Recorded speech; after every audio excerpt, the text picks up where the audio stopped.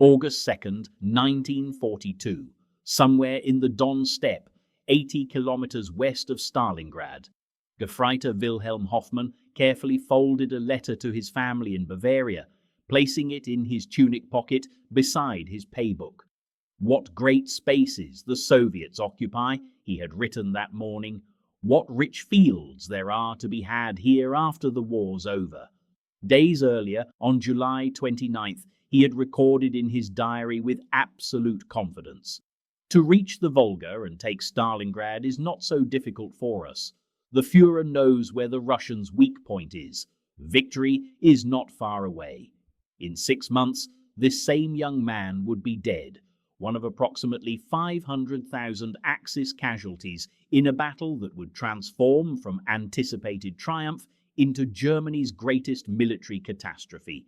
His final diary entries would document not victory, but psychological disintegration, starvation, and the complete collapse of everything the Wehrmacht had believed about modern warfare. The German summer offensive of 1942 had achieved stunning success. General Friedrich Paulus's 6th Army, supported by the 4th Panzer Army and backed by Romanian, Italian and Hungarian allies, had advanced nearly 500 kilometers in 2 months.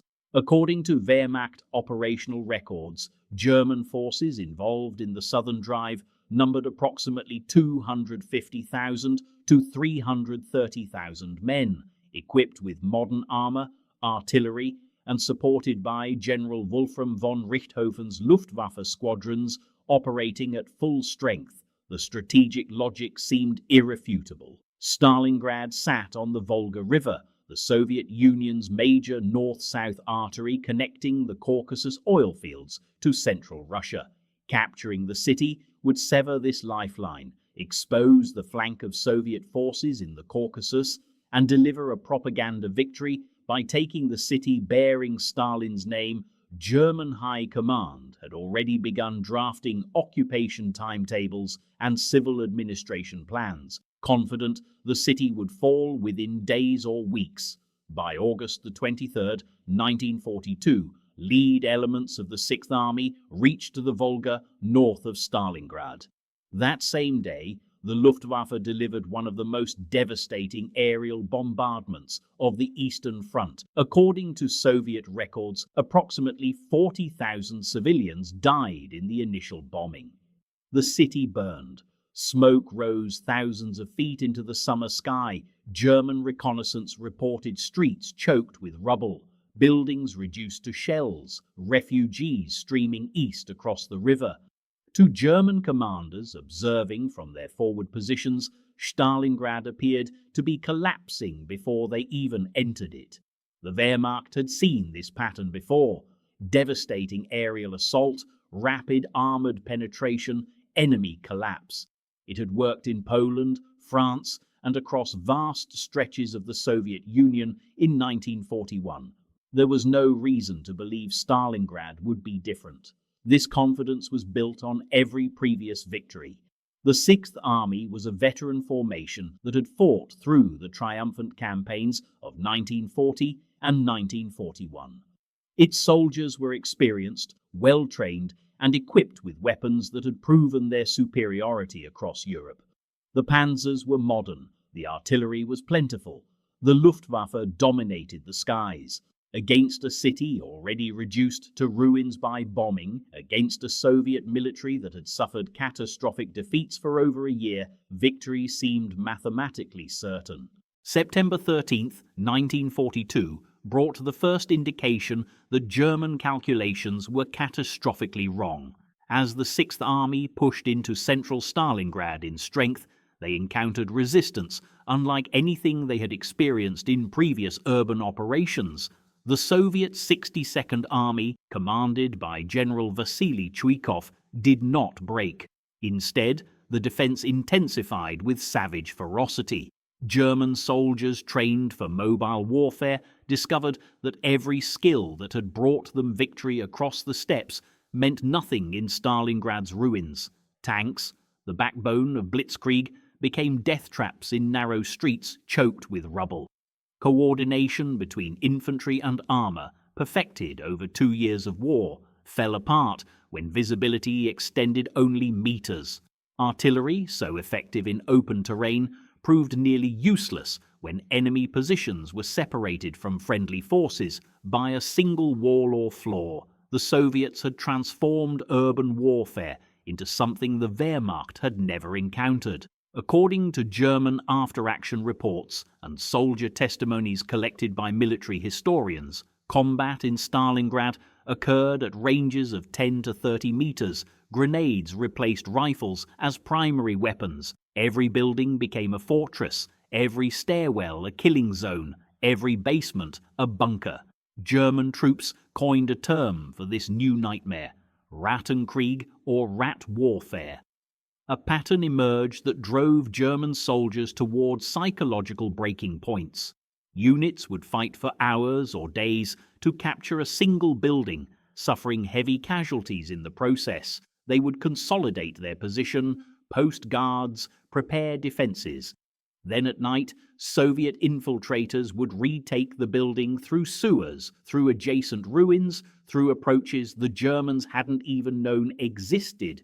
Dawn would reveal that the previous day's gains had vanished. Wilhelm Hoffmann's diary entries from this period document the psychological transformation. The confident tone of August disappeared. "We take a building in the morning, lose it in the evening," became a repeated refrain. What German planning had calculated in days was now measured in meters per day. What should have been a rapid capture became an endless grind. The source of Soviet resilience baffled German intelligence. The 62nd Army should have been isolated, cut off, destroyed. The Volga behind them should have been a trap, preventing retreat and blocking reinforcement. German artillery dominated the western bank. The Luftwaffe controlled the skies. How were the Soviets continuing to fight? The answer revealed itself nightly to German soldiers manning forward positions. As darkness fell across the Volga, silhouettes appeared on the eastern shore. Ferries, barges, small boats, anything that could float began crossing the river under cover of darkness and artillery smoke screens. Thousands of Soviet reinforcements moved from east to west. Fresh troops, ammunition, supplies flowed into Chuikov's positions throughout the night. German artillery fired blindly into the darkness. Some boats sank. Most made it across. According to Soviet military records, Chuikov had ordered his commanders to hold the riverbank at all costs. The Volga crossings became the lifeline of the 62nd Army's defense. The German soldiers watching these nightly crossings experienced what their comrades on the Normandy beaches would feel 2 years later: the realization that they were fighting an enemy whose resources seemed unlimited. October 1942 brought the battle to its maximum intensity. German forces compressed the Soviet-held territory into narrow strips along the Volga, in some places only hundreds of meters wide. The fighting focused on 3 massive industrial complexes: the Red October steel plant, the Barricadi gun factory, and the Dzerzhinsky tractor works. These facilities, built in the Soviet industrialization of the 1930s, had concrete structures thick enough to withstand artillery. Their labyrinthine interiors created defensive positions of nightmarish complexity. Progress became microscopic. According to Wehrmacht divisional records, German units fought for weeks to advance through individual workshops or factory halls. A single room might require hours of combat. Casualties mounted with every meter gained. Companies that entered the factories at full strength of 150 to 200 men were reduced to 20 to 40 effectives within days. One position came to symbolize German frustration more than any other: Pavlov's house. This 4-story apartment building, fortified and defended by approximately 25 Soviet soldiers under Sergeant Yakov Pavlov, held out for approximately 60 days against repeated German assaults. The building's strategic position overlooked key approaches to the Volga, making it critical terrain. German units launched attack after attack. Artillery pounded the structure. Luftwaffe bombers targeted it specifically. The building stood. The grain elevator battle provided another example of defensive tenacity that shocked German commanders. This massive concrete structure on the southern edge of the city was defended by approximately 50 Soviet soldiers, mostly naval infantry. German forces attacked from September 18th through 22nd. According to German combat reports, they employed tanks, flamethrowers, artillery and aerial bombardment. The defenders held for 4 days before being overrun. Survivors were found to have fought until they literally ran out of ammunition, then fought hand to hand. The Luftwaffe, which had dominated previous campaigns, found itself largely impotent over Stalingrad. Close air support, so effective in supporting panzer advances across open steppe, became nearly impossible when friendly and enemy forces were separated by single walls. Pilots couldn't distinguish targets. Bombs struck German positions as often as Soviet ones. The rubble created by bombing actually strengthened defensive positions, creating more cover and concealment for defenders. Meanwhile, Soviet artillery positioned on the eastern bank of the Volga, beyond German reach, delivered continuous bombardment on German positions. German counter-battery fire proved ineffective. The guns were too distant, too well positioned, too numerous. By early November, exhausted German units reached the Volga in several places. Soldiers touched the river's edge, a symbolic victory. Reports went back to high command. We have reached the objective. But this achievement was meaningless. The Sixth Army controlled perhaps 90% of the city's ruins, but the remaining 10% along the riverbank, supplied nightly from across the Volga, continued fighting. The cost of these gains had been catastrophic. According to Wehrmacht casualty records, the Sixth Army had suffered approximately 40,000 casualties by early November, with many divisions at 50% strength or less replacements were minimal. Equipment losses, particularly in armor and vehicles, were severe. The army was physically and psychologically exhausted. More ominously, the Sixth Army's extended position had created a tactical nightmare. To concentrate forces for the Stalingrad assault, German High Command had stretched the flanks thin, assigning long sectors to Romanian, Italian and Hungarian armies.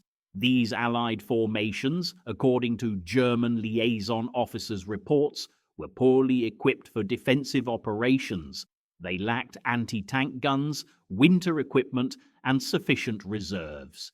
German officers at Sixth Army headquarters repeatedly warned their superiors about the exposed flanks. Intelligence reports documented Soviet buildups north and south of the city. Prisoner interrogations revealed that major offensives were being prepared. These warnings reached Army Group B and ultimately Hitler himself. The response was consistent. Hold Stalingrad, the flanks will hold, victory is close. November 19th, 1942, 07:30 hours. The northern front north of Stalingrad erupted with an artillery barrage that survivors would describe as apocalyptic. According to Soviet records, over 3,500 guns and mortars opened fire simultaneously on Romanian Third Army positions. The bombardment lasted 80 minutes, then came the armor. Soviet tank brigades and mechanized corps, equipped with T-34 tanks and motorized infantry, punched through Romanian defensive lines within hours. The Romanian troops, facing an onslaught they were neither equipped nor trained to resist, broke. According to German liaison reports, entire Romanian divisions ceased to exist as organized units. German armored reserves, positioned too far back and too weak in numbers, couldn't contain the breakthrough. November 20th brought the southern blow. Soviet forces smashed through Romanian Fourth Army positions south of Stalingrad with similar overwhelming force. Two massive armoured pincers were now racing toward each other, aimed at meeting west of the city and trapping the entire Sixth Army. November 22nd, 1942. Soviet spearheads met near Kalach, west of Stalingrad, completing the encirclement. Inside the pocket, approximately 290,000 Axis troops, including the entire Sixth Army, elements of the 4th Panzer Army, Romanian units, and Croatian auxiliaries. It was the largest encirclement in military history. General Paulus immediately requested permission to break out. Every military principle demanded it. The Sixth Army was a mobile formation, still possessed significant combat power, and could punch through the relatively thin Soviet encirclement lines if it moved quickly. Mobile warfare doctrine, developed and perfected by the Wehrmacht itself, was clear. Trapped forces must break out immediately before the encirclement solidifies. Hitler's response, delivered through OKH, was unambiguous. The Sixth Army will stand fast. Stalingrad will be held. Supplies will be delivered by air. This order contradicted every lesson of mobile warfare. It transformed the Sixth Army from an operational force into a static position. The justification for this decision came from Reichsmarschall Hermann Göring. In a conference at the Wolf's Lair, Göring assured Hitler that the Luftwaffe could supply the Sixth Army by air. According to Sixth Army quartermaster calculations, the pocket required approximately 300 tons of supplies daily for survival, 750 tons for sustained combat operations. Göring's promise was based on the Demyansk pocket airlift earlier in 1942. What Göring failed to account for, Stalingrad involved 290,000 troops versus Demyansk's 100,000 over longer distances against heavier opposition through worse weather. The operation was impossible. Göring promised it anyway. The airlift began immediately. According to Luftwaffe operational records, on good days, with favourable weather and minimal Soviet interference, the Luftwaffe managed to deliver approximately 100 to 120 tons. On bad days, which were common in Russian winter, deliveries dropped to near zero. The average daily delivery throughout the entire airlift was approximately 80 to 95 tons, less than a third of minimum requirements. Total supplies delivered during the entire 72-day siege amounted to approximately 8,000 to 8,500 tons. The content of deliveries added insult to deprivation. Spices arrived when men were starving. Summer uniforms appeared in minus 30 degrees Celsius temperatures. Administrative paperwork filled cargo space. In one infamous incident, a plane load of condoms arrived instead of ammunition. December brought the beginning of systematic starvation. According to Sixth Army ration records, daily food allocation per soldier was progressively reduced to approximately 1,800 calories in December. By January, many units were receiving 700 calories daily or less, well below survival requirements. Horses became a critical food source. According to quartermaster records, over 10,000 horses were slaughtered for food by January.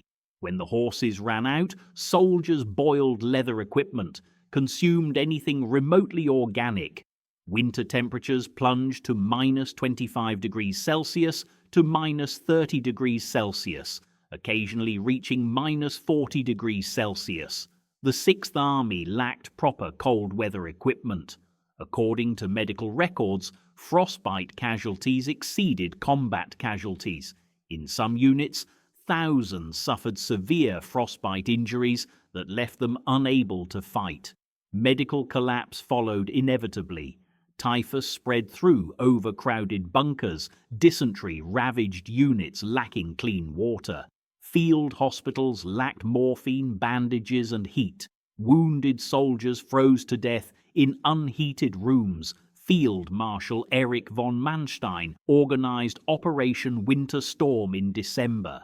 German forces advanced rapidly, covering approximately 50 kilometers in a week. By December 19th, forward elements were within 30 to 50 kilometers of the Stalingrad pocket. The breakout never came. Paulus reported his forces lacked the fuel and strength. Winter Storm stalled. By December 23rd, the relief attempt collapsed. Wilhelm Hoffmann's diary entries from this period document psychological disintegration.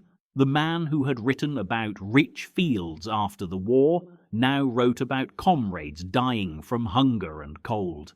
January 10th, 1943, 0805 hours. Operation Ring, the final Soviet assault on the Stalingrad pocket, began with one of the most massive artillery bombardments of the Eastern Front, according to Soviet records. Over 7,000 guns, mortars, and rocket launchers opened fire simultaneously.